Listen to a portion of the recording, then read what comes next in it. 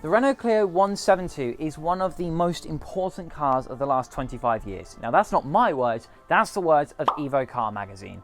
These people know what they're talking about. Harry Metcalf himself has a 182 trophy. Autocar Magazine even said that this lives up to the legendary grandfather, which is the Renault Clio Williams. And something like that, considering it's put up against a legend like the Williams, is definitely high praise of these cars. Unfortunately, they've gotten cheap over the last 20 years. A lot of them are turned into track cars, a lot of them have a lot of miles, and a lot of them have been neglected. Unfortunately, this example that I have bought has been quite neglected, with a massive list on the MOT as to why this car is not roadworthy. And in fact, I have the sheet here, along with a few things that I've written on the back as well that I need to address from this car to make this a really nice example of a 172. Now it is high miles, 145,000, so it will never be perfect, but I'm determined to make this car a really good example. The car failed its last MOT in around September of last year, and it hasn't been on the road since. It hasn't driven for about a year. When I went to go buy this car, it was absolutely filthy, covered in a year's worth of grime from being sat outside that entire time. So I brought Toby round and we gave this thing a little bit of a spritz up.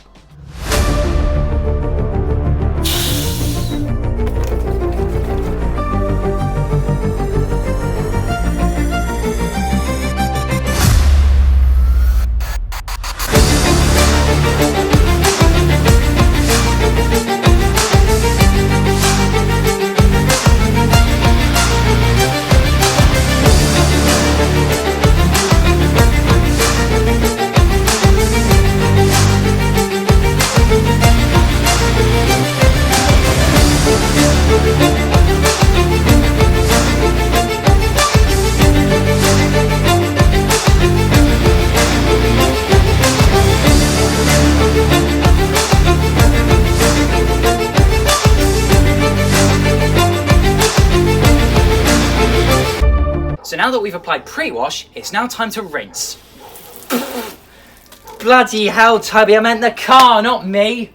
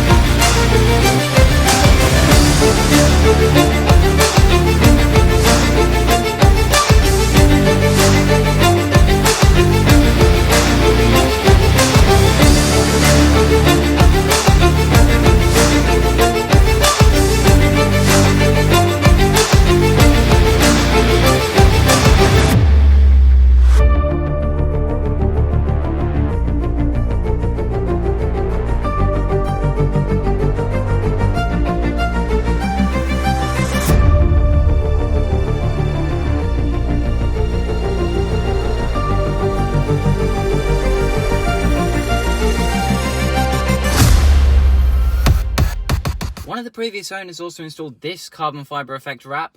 It looks shit. This needs to go. This has been done terribly.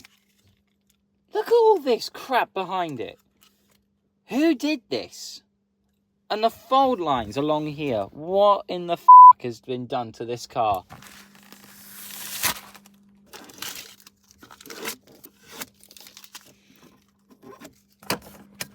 Same story on this piece of trim too. It's disgustingly done.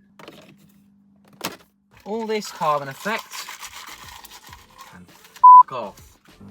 So I did a lot off camera as well. We gave the car a full clay bar to get rid of any decontaminants on the outside of the paint. Let's just have a look at what's actually wrong with the car. So, according to the MOT, the license plate light doesn't work. Easy. The headlamp aims too low on the driver's side.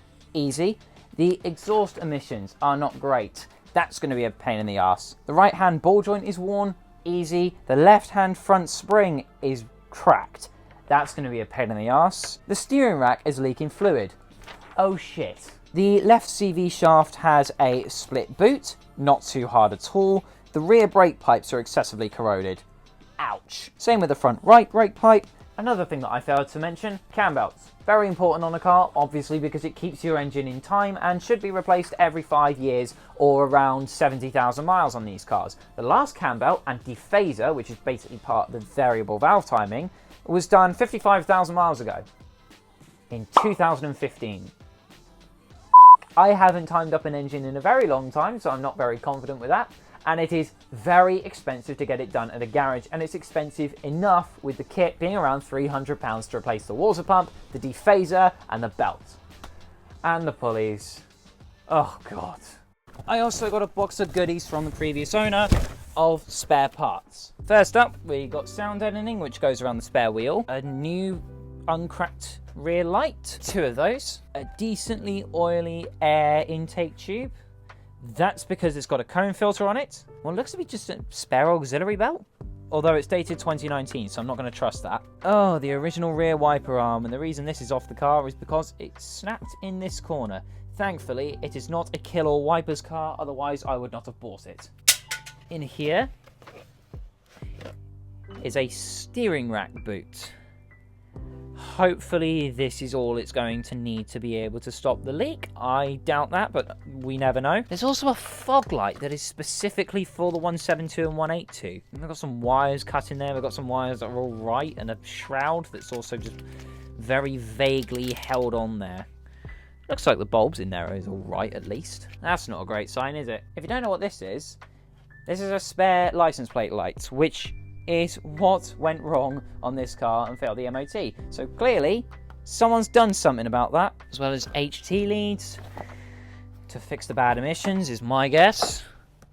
A cover for the battery positive connector. Oh god, and a coil pack as well. That's obviously someone's replaced that for the emissions as well. We got some oil. Not great when that comes with your car. Now, you'd think a set of 4 spark plugs is enough for a 4-cylinder engine, but no, apparently not. Apparently you need 8. Before anyone says in the comments, a Renault Clio 172 is not a twin spark. A 501 bulb. That is the exact bulb that is used to fix the actual license plate lights. So brilliant. Someone has messed that up. There's probably something wrong with the wiring. And another coil pack. Along with a wiper blade that actually looks in all right condition. I'm going to reuse that, that's good. And finally, I noticed this. This is the little piece that goes on the inside of the car, which turns off your traction control and also adjusts your light beam. I have no idea why this one's here, because there's one already in the car that works absolutely fine. So this is really odd. So obviously, there is a lot wrong with this poor little Renault. And yeah, what was I expecting for the money that I paid for it?